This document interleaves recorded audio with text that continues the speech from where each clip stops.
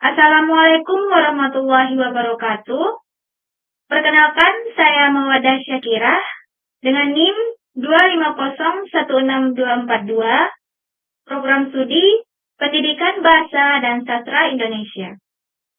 Pada kesempatan ini, saya akan mempresentasikan artikel konseptual yang berjudul Penguatan Budaya Literasi di Sekolah melalui program membaca karya sastra Indonesia sebagai upaya mendukung SDGs 4, pendidikan berkualitas. Latar belakang. Artikel ini dilatar belakangi oleh kondisi literasi di Indonesia yang masih menjadi perhatian. Berdasarkan hasil PISA dan data BPS, kemampuan membaca serta minat baca masyarakat Indonesia masih perlu ditingkatkan.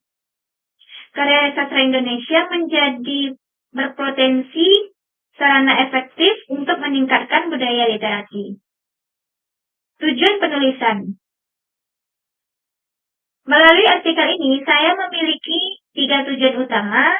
Yang pertama yaitu mengkaji urgensi penguatan budaya literasi melalui program membaca karya sastra Indonesia.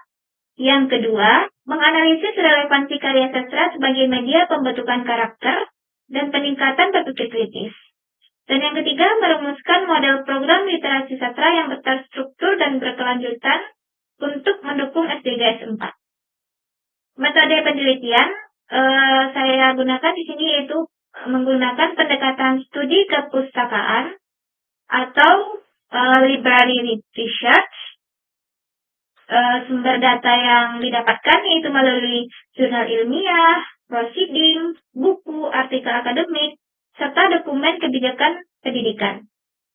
Selanjutnya, sumber-sumber tersebut dianalisis dan disintesiskan untuk memperoleh pemahaman yang komprehensif mengenai literasi, sastra Indonesia, pendidikan karakter, dan SDGs 4.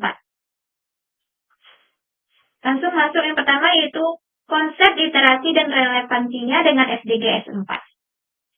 Dalam artikel ini, literasi tidak hanya dimaknai sebagai kemampuan membaca dan menulis, literasi juga mencakup kemampuan memahami informasi, menafsirkan makna, berpikir kritis, dan menggunakan informasi secara tepat. Kemampuan tersebut sangat berkaitan dengan SDGs 4 karena pendidikan berkualitas membutuhkan peserta didik yang mampu belajar secara mandiri dan berpikir kritis sepanjang hayat dan juga dapat mengembangkan pengembangan kompetensi pembelajaran abad ke-21. Karya sastra sebagai media literasi dan pembentukan karakter. Salah satu teman penting dalam artikel ini adalah bahwa karya sastra memiliki fungsi yang sangat luas. Karya sastra Indonesia yaitu novel, cerpen, puisi, cerita rakyat, dan lain sebagainya dapat belajar mengenai menanamkan nilai moral, mengembangkan empati, membentuk karakter, memperkuat identitas budaya, meningkatkan kreativitas, serta dapat menumbuhkan kemampuan berpikir kritis. Pengaruh sastra terhadap kemampuan berpikir kritis. Nah, melalui kegiatan membaca dan menganalisis karya sastra, siswa dapat menginterpretasi makna teks, mengevaluasi peristiwa dalam cerita, merefleksikan nilai kehidupan, dan menyusun argumen secara logis. Hasil kajian yaitu literasi membaca karya sastra terbukti meningkatkan kemampuan berpikir kritis secara signifikan. Kondisi literasi sastra di Indonesia. Meskipun memiliki manfaat yang sangat besar, kondisi literasi sastra di Indonesia masih rendah dan masih menghadapi berbagai tantangan. Penyebabnya itu disebabkan yang pertama karena kurangnya dominasi media digital, pembelajaran sastra yang masih monoton, kurangnya dukungan keluarga, serta terbatasnya fasilitas literasi. Selanjutnya, tantangan dan peluang era digital. Era digital memang menghadirkan tantangan, karena banyak siswa lebih tertarik pada media sosial dibandingkan membaca buku. Namun era digital juga membuka peluang baru. Saat ini terdapat berbagai platform seperti Wattpad, blog, Instagram, e-book, perpustakaan digital yang dapat menjadi jembatan untuk meningkatkan minat baca siswa. Selanjutnya, model program membaca karya sastra.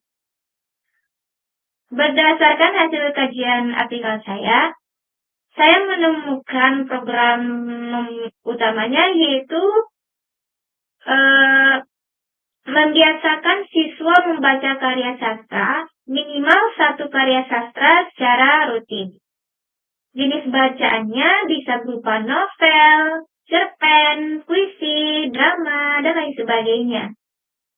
Kegiatan membaca dapat dilakukan melalui buku cetak maupun media digital.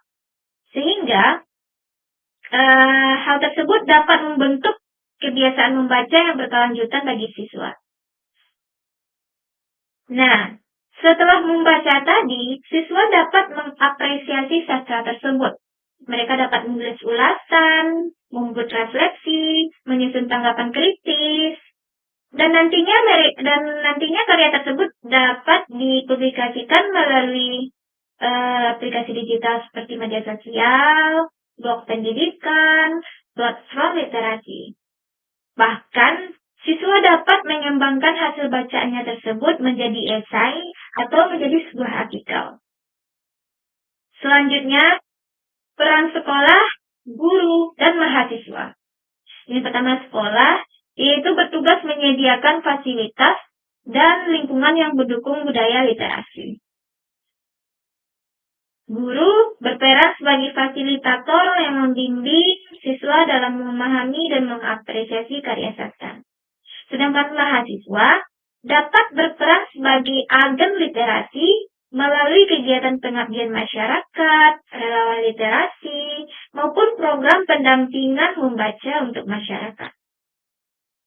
Nah, sampailah kepada kesimpulannya.